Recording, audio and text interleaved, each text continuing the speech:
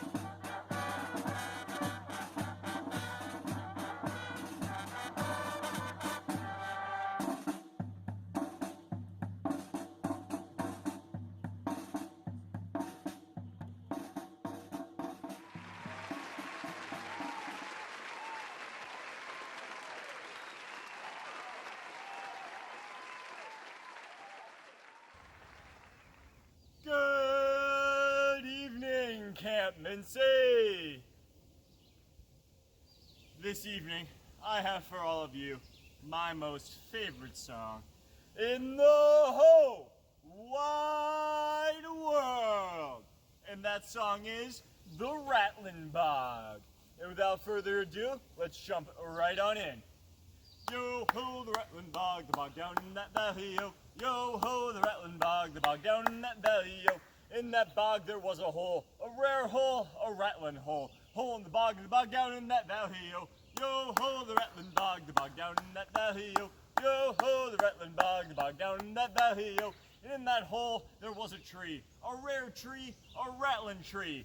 Tree in the hole in the bog down in that valley, yo. Yo ho, the Rattlin Bog, the bog down in that valley, yo. Yo ho, the Rattlin Bog, the bog down in that valley, yo. And on that tree there was a branch, a rare branch, a rattling branch. Branch in the tree, in the hole in the bog down in that valley, yo. Yo ho, the Rattlin Bog, the bog down in that valley, yo. Yo ho, the Rattlin Bog, the bog down in that valley, yo. And on that branch there was a twig, a rare twig, a rattling twig. Twig in the branch of the tree, in the hole in the bog down in that valley, yo. Yo ho, the Rattlin Bog, the bog down in that valley, yo. Yo ho, the Rattlin Bog, the bog down in that valley, yo. And on that twig there was a nest, a rare nest, a rattling nest. Nest in the twig, in the branch of the tree, in the hole in the bog down in that valley, yo. Yo ho, the Rattlin Bog, the bog down in that valley, yo. Yo ho, the Rattlin Bog, the bog down in that valley, yo. And in that nest there was an egg, a rare egg, a rattling egg. Egg in the nest, in the twig in the branch of the tree, in the hole in the bog down in that valley, yo. Yo ho, the Rattlin Bog, the bog down in that valley, yo. Yo ho, the Rattlin Bog, the bog down in that valley, yo. And on that egg there was a bird, a rare bird, a rattling bird. Bird in the egg in the nest, nest in the twig in the branch of the tree, tree in the hole in the bog down in that valley, yo. Yo ho, the Rattlin Bog, the bog down in that valley, yo. Yo ho, the Rattlin Bog, the bog down in that valley, yo. And on that bird there was a feather, a rare feather, a rattling feather. Feather on the bird, the egg in the nest in the twig in the branch of the tree, tree in the hole in the bog down in that valley, yo. Yo ho, the Rattlin Bog, the bog down in the valley-o. And on that feather there was a speck, a rare speck, a rattling speck. Speck in the feather, and feather in the bird, a bird on an egg, egg on the nest, nest in the twig, twig in the branch, branch in the tree, tree in the hole, hole in the bog down in that valley-o. Yo ho, the Rattlin Bog down in that valley-o. Yo ho, the Rattlin Bog down in that valley-o. Thank you!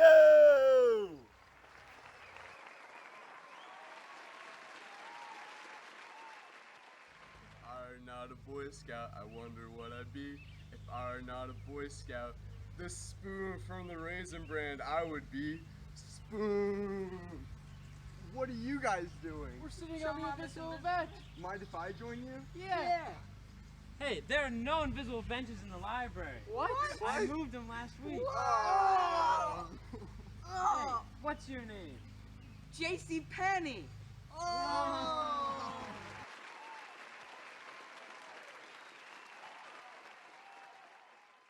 What's up, guys? Welcome back to another episode of Camping with JT. In this episode, we're going to go over my top 5 most essential items to bring camping with you.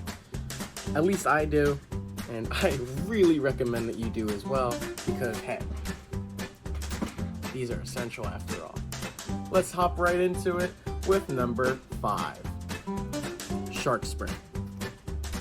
Shark spray is number 5 on my list. Now you may be asking yourself, JT, you put shark spray number 5 on your essentials list? And yeah, I did. I mean, it really works wonders. I have used this spray on every single outdoor activity / camping trip I've almost pretty much ever done, and I have never come across a shark. It actually like really works, and to me, it's just a no-brainer. I really think every person should be using this on almost honestly even everywhere you go. I think shark spray should be really widespread, and I really don't understand why so few people use it. I got this specific brand from it's just a shark spray. I don't really do a lot of research in it for brands, but I got this brand of shark spray from a nice gentleman on a parking lot. He really helped me out. I think he's starting up a business or something, I don't know. But yeah, absolutely. Shark spray is number 5, and I think it's essential. Okay, let's move on to number 4. Editor JT here. I forgot the shoot from me motioning to me demonstrating how to use the shark spray. So this is how you use the shark spray. The next clip is me using. You get it. You get it. I'm on my pseudo campsite, and I'm going to demonstrate on how to use the shark spray. So all you do is, hey, you don't want a shark over there? Our shark's gonna be over there now. See that? All that spray? No sharks anywhere. Do you see any sharks? I don't see any sharks. Now on to number 4. An onion. Moving on to number 3, we got ourselves a Jared. Now you can find a Jared at a variety of places. In an alley, in a Walmart, outside of a Walmart. You can find them practically everywhere around Walmart. Now, a Jared can be used for multiple purposes. On a camping trip, you need a Jared. So if you fall over and hurt yourself, and like you hurt your leg, you skin your knee, you could use Jared's limbs to replace your limbs to make yourself stronger and better. Now, Jareds all come in all different sizes. They could be tall, they could be short, they could be skinny, they could be wide. You could find Jareds in every form. And that's why I, myself, have my Jared. Right now on the screen should be a picture of my Jared. He is tall and lanky and sort of a loon. Anyway, let's move on to number 2. Number 2, toothpaste. Toothpaste. Now, unfortunately, I myself am running low on toothpaste. You wouldn't believe it. So, you gotta keep hygiene up while you're on camping and whatnot. We're not animals, are we? No, we're more sophisticated than that. So, you bring your toothpaste, and what you do is, it's kind of like mouthwash. That's come to learn. You just take it, and you go, bump, bump, bump, bump, bump, and you go, cheers, and you go, Oh, I want to spin around. Yeah, I get it. Yeah, I want to get around. Okay, so Minsi is wonderful. It really freshes up your breath. It tastes wonderful. You don't want to swallow it or spit it out. You're trash bag, or in the woods, or to a baby bird,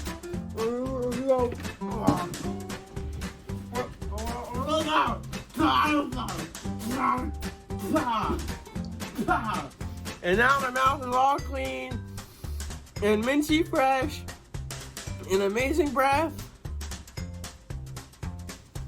Anyway, the number one. And now, finally, the moment you've all been waiting for. What's number one? Someone give me a drum roll. I'm sure one of you did it. I'm sure of it. Number one is a dowsing rod. Now, for those of you who do not know what a dowsing rod is, it's a stick that is Y-shaped that when you walk around, you can find water. It's actually really interesting. I don't have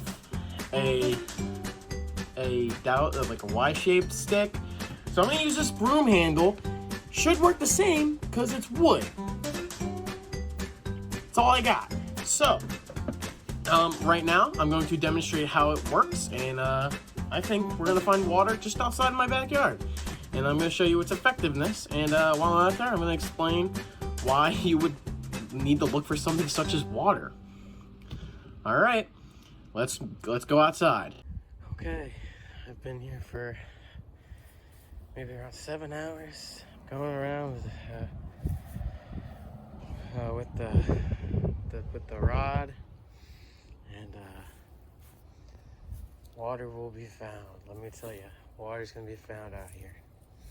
So all you do is a little bit of this to use the rod. So here's how you use the rod. As you can guys still see, by the way, there's no sharks out here, so I just want to prove to you that it works. See, here's valid proof. Okay. So oh my God, see, just like this. You just walk it around, it shakes, and you follow where it shakes. Oh, it's going over here. It's going over here. Oh God. Oh God. Oh my God. This might be it, guys. I might find it. This could be the moment. Oh, please. I'm so thirsty. I've been out here for days. I found water. I found water. Oh my God.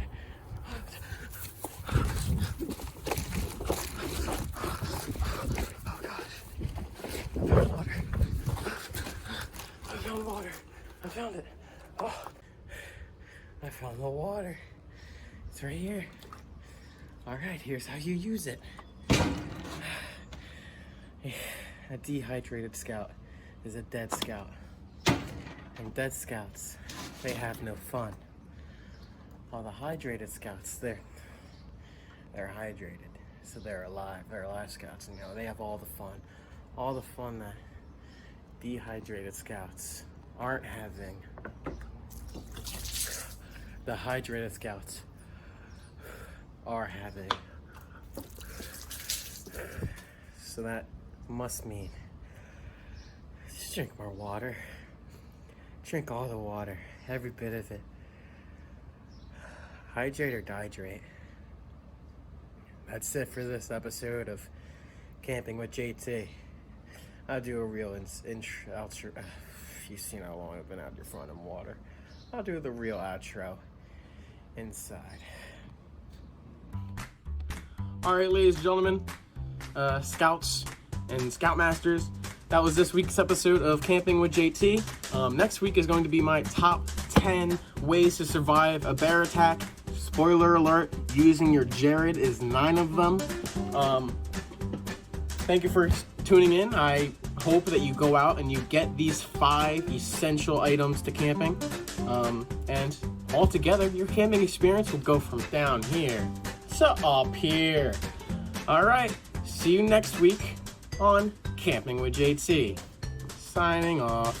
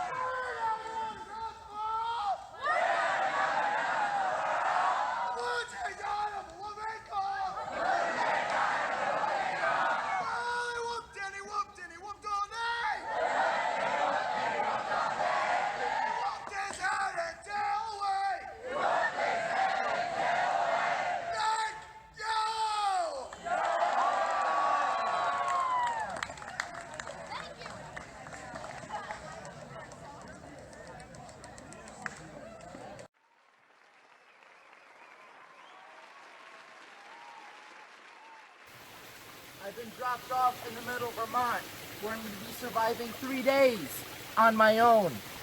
The only survival equipment I'm taking along with me is a water bottle, a lighter, and a beanie. Right now I'm going to be going up this hill because this hill is higher ground. Higher ground means rescue. Rescue means survival. And survival means not dying. This is Zach vs. Wild.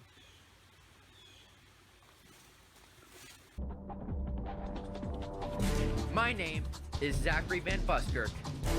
I'm a successful author, singer-songwriter, magician, and a prodigy. And now, I will embark on my greatest adventure yet. I will go into the wild, where I will attempt to survive for 3 days. I'll be using my skills and experience to survive in the tri-state area's most dangerous environments. Although a camera crew will join me, they are not allowed to help me. This is Zach versus Wild.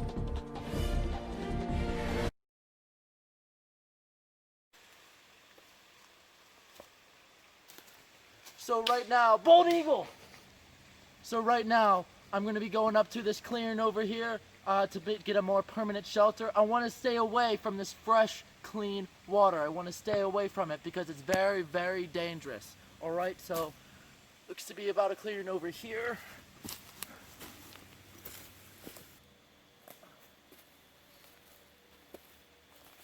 Oh, right here. So, as you can see here, you can actually see tracings of the Burmese python. They're native in Florida, Central Florida specifically, but they come up here in the winter to migrate. You see this?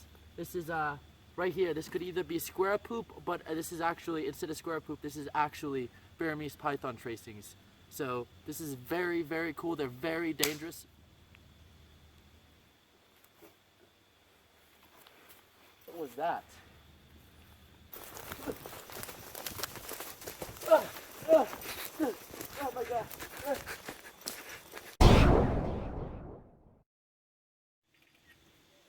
Turns out it was just a chipmunk. Nothing dangerous at all. But right now, I need to find shelter because it's getting dark here and I need to get some sleep. So I'm gonna look around, find somewhere to sleep. Right here is good.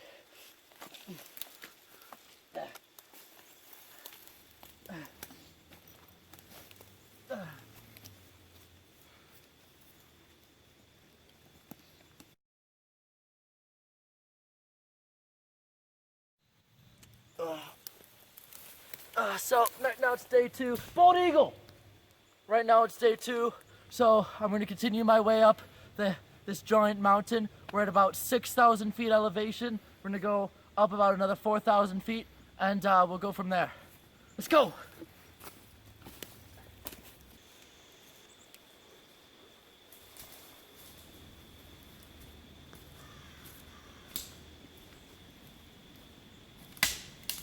Been walking for a while now. I think this is a good place to stop and get a drink. So right now my water bottle is actually completely empty. So what I'm gonna do a trick that I actually learned from the native Amish back in the a long time ago when I was surviving in Los Angeles. If you put your empty water bottle right here, okay, you can actually take off your shirt, and I'm gonna wring out my shirt over the water bottle, getting me some more water. So I'm gonna just wring it out. There we go. Okay, and let's see if that, yep, I got some water from that, as you can see. Oh, that's very, very good. Tasting the salt, that's a lot of electrolytes. I'm very glad I avoided the fresh, clean water. Okay, so now I'm gonna keep moving.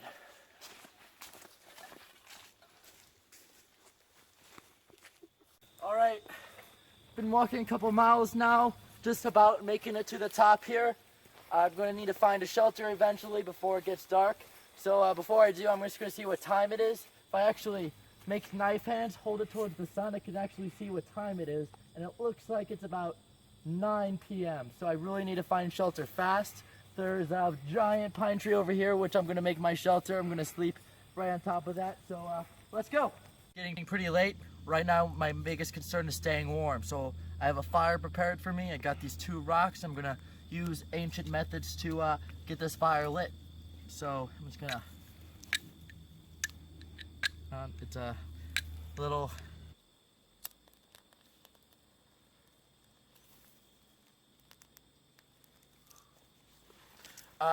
as you guys can see here, I was successful using rocks starting this fire. So it's going pretty good here. I'll be able to stay warm all night.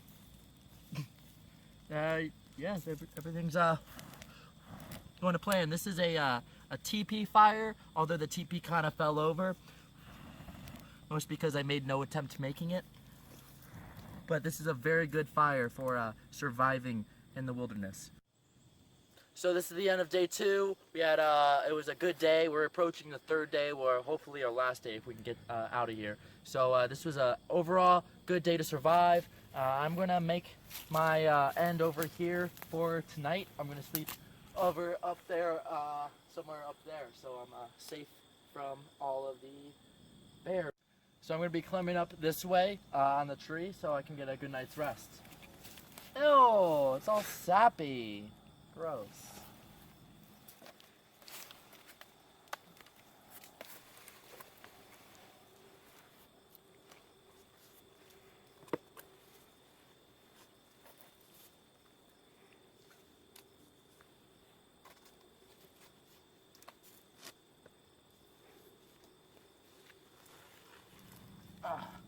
All right, this is a nice place to rest. So catch you guys tomorrow morning. All right, day 3, guys. All right, we're getting out of here, finally.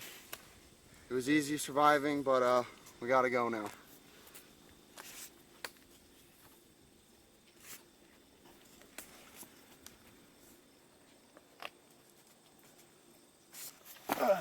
All right, now we're about 10,000 feet in the air, which is about sea level for Vermont. So we're gonna descend down now so we can hopefully get out of here. It's day 3, let's finish off strong.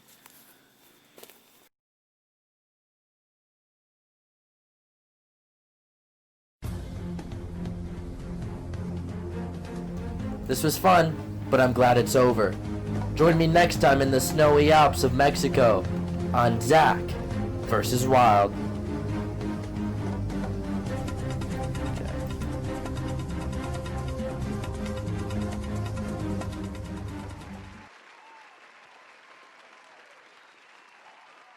One, two, three. I said, let me see your funky chicken. What did you say? I said, let me see your funky chicken. What did you say? I said, let me see your funky chicken. What did you say? I said,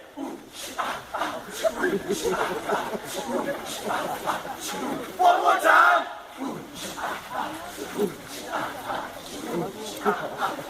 Back in line. So let me see your King Tut. What did you say? I said, let me see your King Tut. What did you say? I said, let me see your King Tut. What did you say? I said,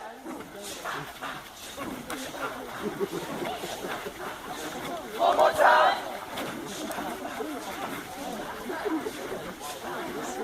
Back in line. I said, let me see your pine tree. What did you say? I said, let me see your pine tree. What did you say? I said, let me see your pine tree. What did you say? I said,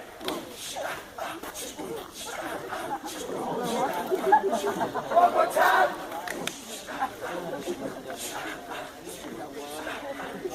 Back in line. I said, let me see your dead bug. What did you say? I said, let me see your dead bug. What did you say? Let me see your dead bug. What did you say? I said, one more time. Back in line. Thank you!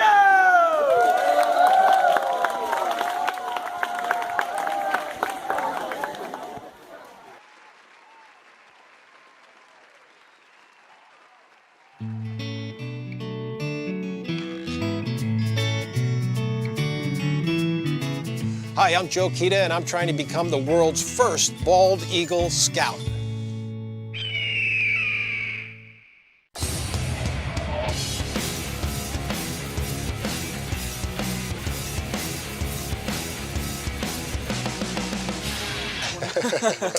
I work for Men's Health magazine, okay? So I'm doing a story that has kind of two goals. One is to see what happens when you send someone my age, I'm 54 years old, to scout camp, which is something I never did as a kid, okay, and always wished I had.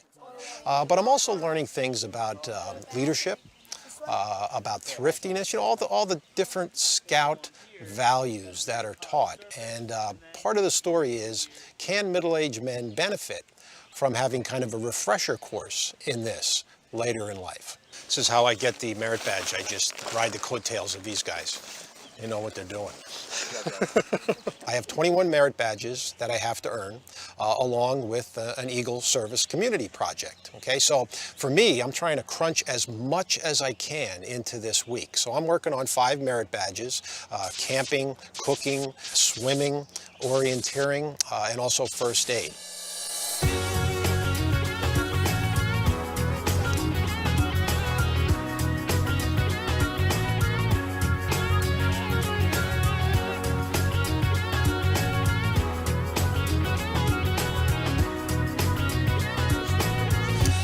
Show this footage to my wife or she's going to have no ideas here. Yesterday we did a muck hike, okay, which was about 1.5 miles through the woods, and it finished in a stream that was just filled with muck, and everybody got filthy. And it's just such a great thing to see boys being boys, and you know, doing all the things that I loved when I was a kid, but yet seem to have disappeared for safety reasons or fear reasons on the part of parents. And everything is really well supervised up here and very, very safe, but the kids just are free to do the things they love. And I think that is just such a wonderful thing and a refreshing thing for someone like myself to see. I think it'd be really cool to have a rank as a bald Eagle Scout, like maybe above and beyond Eagle. Like maybe as you progress older and older and you lose hair on the top a little bit. So it'd be cool if you like stay in your troop and then later on you get that rank. There's a pathway that leads down to Minsi Village here. And there's these little plaques of all the scout values on there. Do you want your child to be honest, trustworthy, you know, reverent? Do you want them to be a leader? So you can almost walk that parent down that path and say, do you want your son to grow up to be this and this and this? And of course they'll say yes to each one, but then I would ask them, well, how are you teaching? Or how is your son being taught these values? I've been impressed with the job that the Scouts are doing with these things. Hey, even for an older guy like myself, this experience has been really unique, really fresh, and really fun. Maybe I'll see you at Scout Camp someday.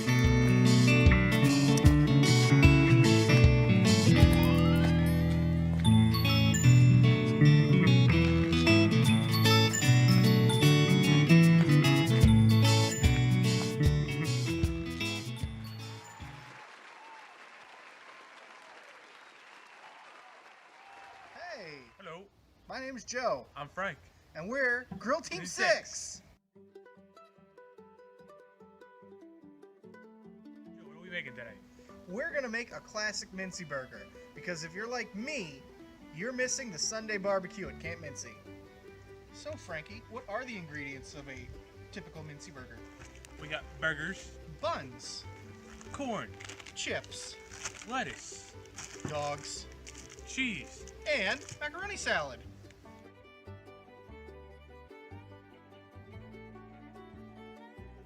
Today we'll be using Camp Minsi's original grill. We used half a bag of charcoal, but we can use 4 to 8 bags of charcoal in a typical week.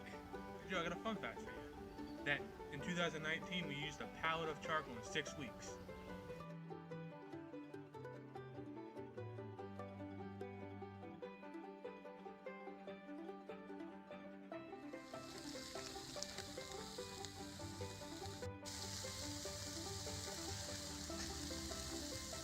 we start to put the burgers on when the charcoal gets nice and white and hot, and then we flip the burgers when they get nice and juicy on top, and they're not sticking to the bottom anymore.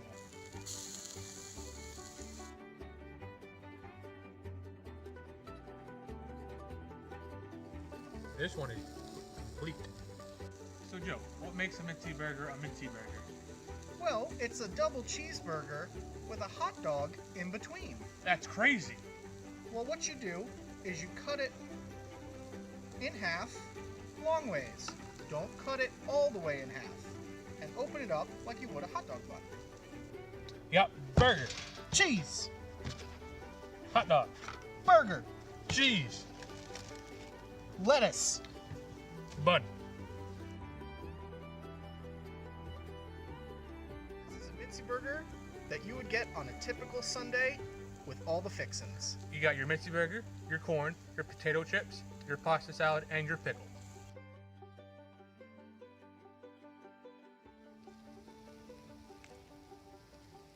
Ah, the memories. Oh, it tastes like summer. You know something though? I think we could kick it up a notch. Bam!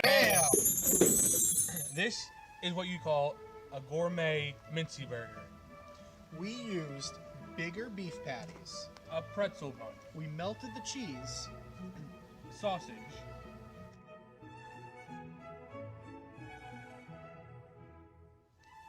Wait. It's fancy, so you gotta pick this up. Oh.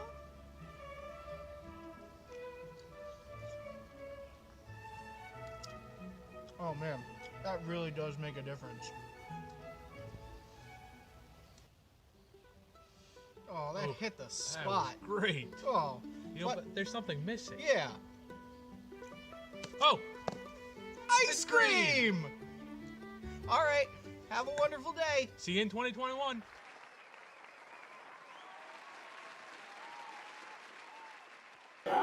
Bamboo.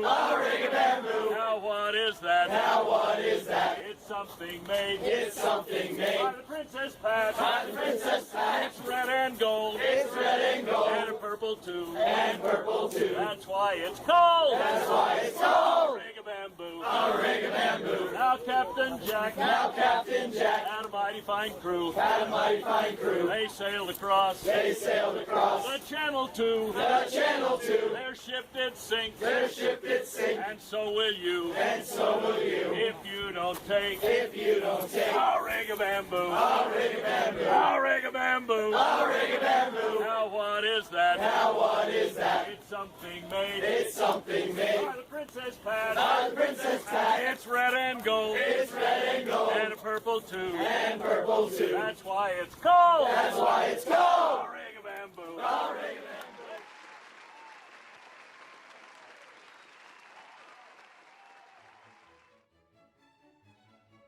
Alright. Well, some of you might be wondering why I'm here today. It's because I got some promotions and some demotions to announce. Some of you will be affected by it, and I don't care. Alright, here we go. Where's that list? Okay.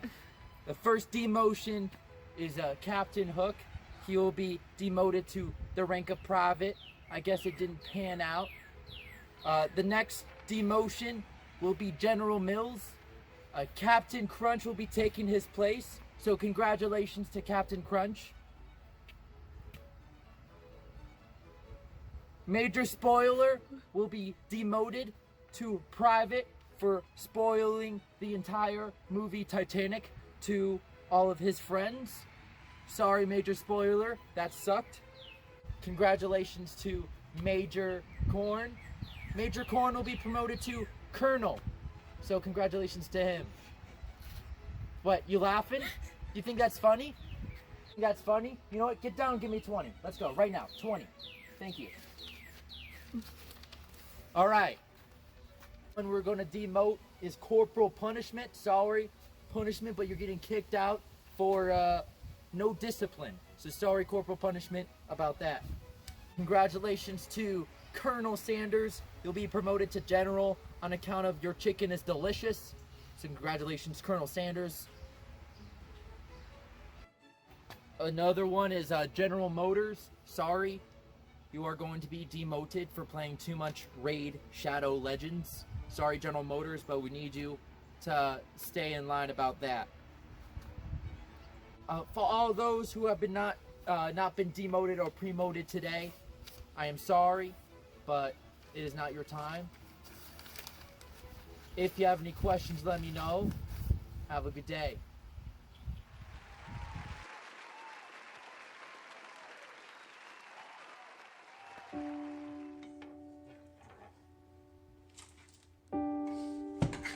It's not the same! Your dishes. It's not the same.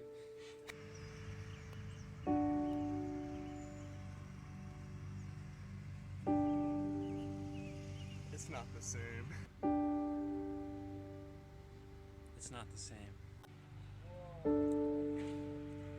It's not the same. Welcome to History with a Pop! Pop! This year's History with a Pop, we have 2 Scout Legal Nerf guns. This gun, first off, changed history in 2006. It's not the same. Happy birthday, Vinny. Thank you, Owen. What's wrong, Vinny?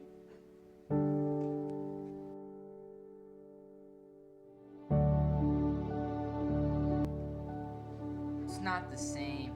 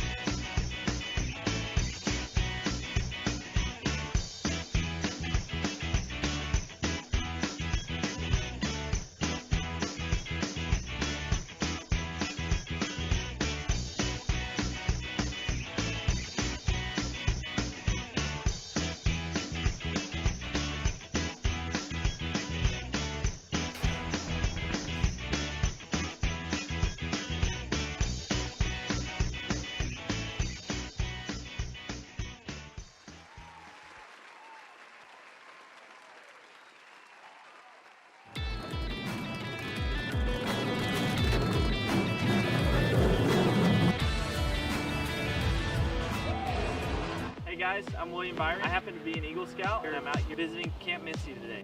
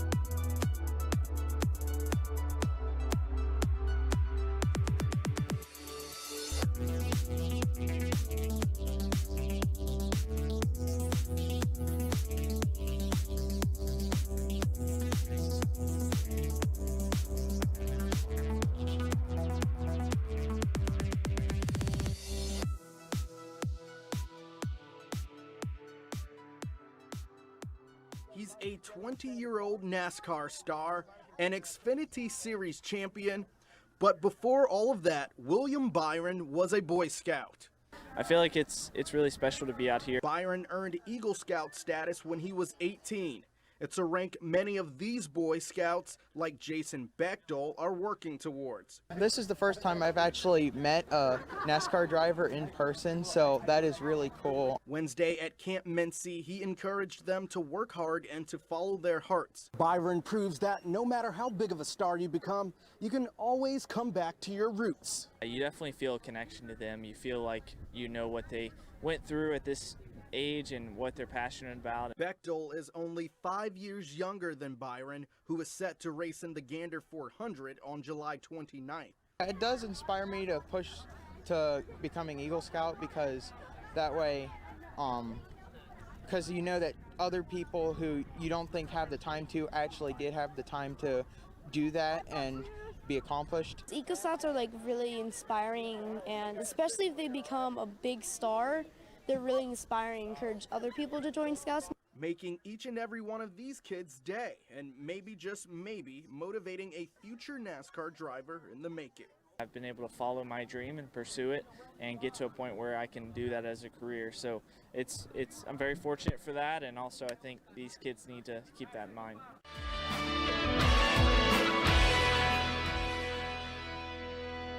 I was probably 6 years old when I went to the first race, but I was really taking it seriously when I was probably 13 years old. I started to watch racing every week and really get into the driving side of it. So I started to look at, ways that I could drive, maybe whether it be go-karts or legend cars, and eventually from iRacing I started to get the opportunity in legend cars, and then was able to drive that year, and then it just progressed after that to where I am now. iRacing might look like a video game, but it's really an online driving simulator that some NASCAR drivers use to hone their skills. William Byron used it to get a feel for racing and prepare him for getting on the track for real.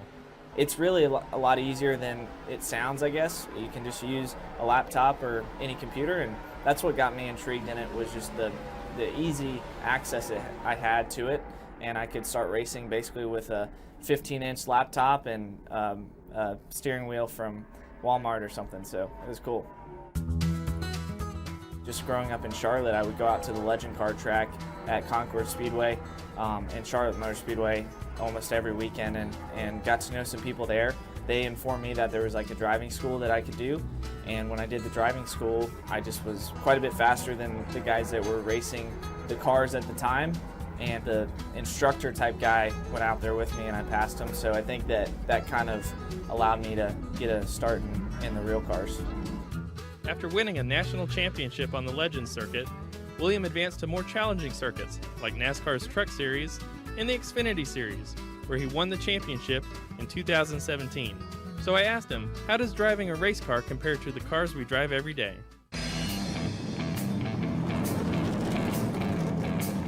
There's really nothing on these cars that is like a street car. Everything we do is developed, by Chevrolet and Hendrick Motorsports. So we really do all the work on our cars in our shop, and everything is developed there. So new ideas and new parts are made every week to be faster. And if you're not doing those things, then you get behind. So it's just ultra competitive, especially on the car side, but also the driver side. Everyone is so close, and all the drivers are very good. While William excelled on the racetrack, he also found time to join scouting. Well, I wanted to join Scouts initially because my friends were in it. It was something that I was playing football at the time, and my friends 4 or 5 of them were in Scouts, and felt like it was a cool opportunity to spend some weekends with them, that we already didn't spend, and go on trips and do some fun things. Even though he's busy racing practically every weekend, William never forgets how scouting became a driving force in his life. Just this past summer, he visited a scout camp to spend some time with scouts and share some of his racing and scouting stories. My dad wasn't a Boy Scout, my parents were not in racing, so both of those things, racing and scouting, was completely my own deal. So I think that they knew that those scouting would be good for me, so they always pushed me to continue to do it. But it was really my own kind of aspirations to be a race car driver and then to finish my Eagle Scout project. So William Byron from Charlotte, North Carolina, Xfinity Series champion, and before that he was a terror in Legends cars. I think what makes him so great, he is detail oriented. He dots every I and crosses every T, and he doesn't leave any stone unturned. Being able to have that extra little bit to push through and not quit on what you're doing is really important. I think I learned that from scouting. That's where a lot of my wins have come, has just been being able to finish the task and kind of finish off the job. So, to win, you got to be able to close the deal, and I think that's similar to what I did when I was an Eagle Scout.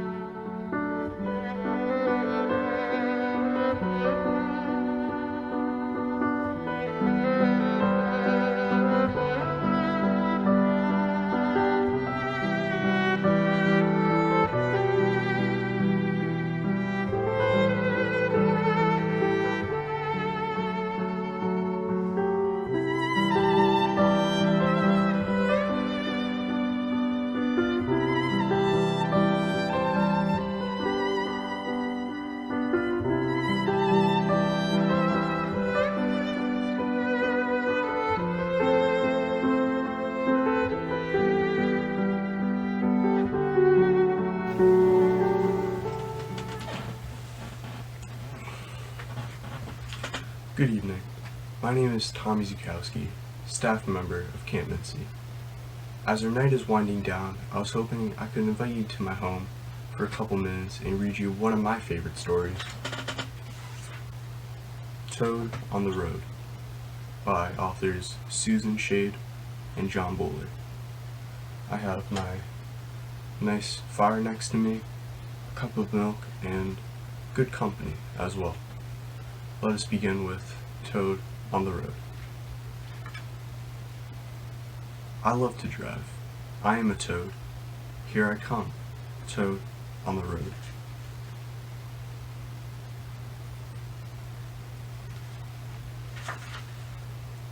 Hands on the wheel, eyes on the road. I am a careful driving toad.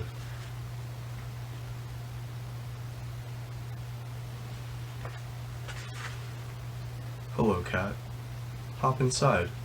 I will take you for a ride.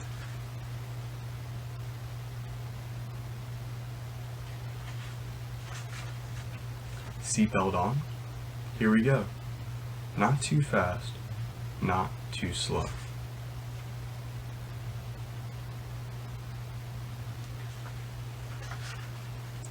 Take a left, take a right, stop when you come to the traffic light.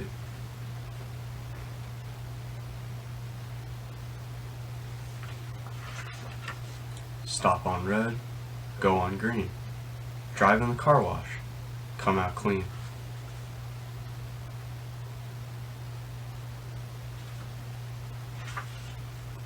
The gas is low.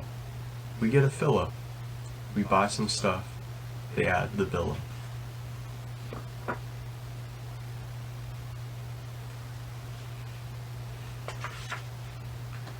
We get a flat. We pump it up. We give a ride to our friend, Pup.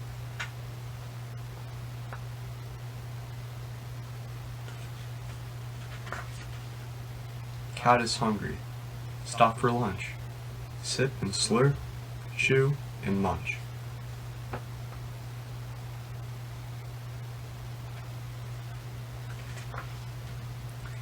I see Pig on the bus.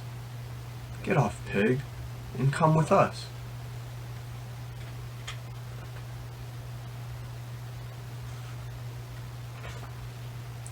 Drive and shop, load the trunk.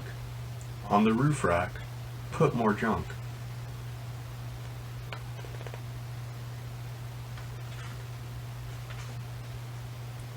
Drive them here, drive them there. I can drive them anywhere.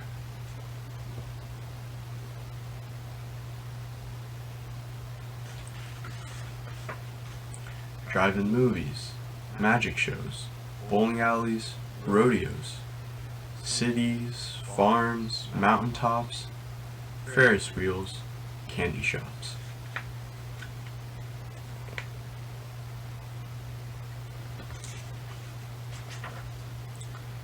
Where are we now? We don't know. We don't care.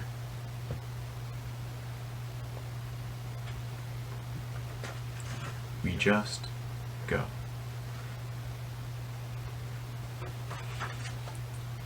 If you may allow me, I would like to echo the last couple of lines in this beautiful story.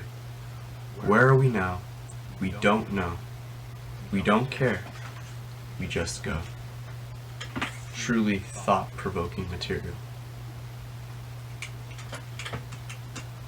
Join us next week as we will read a personal favorite story of mine, Fox and Socks, followed up by the classic Dr. Seuss story, Hop on Pop. Thank you, and may the great master of all scouts be with us until we meet again. Have a good night.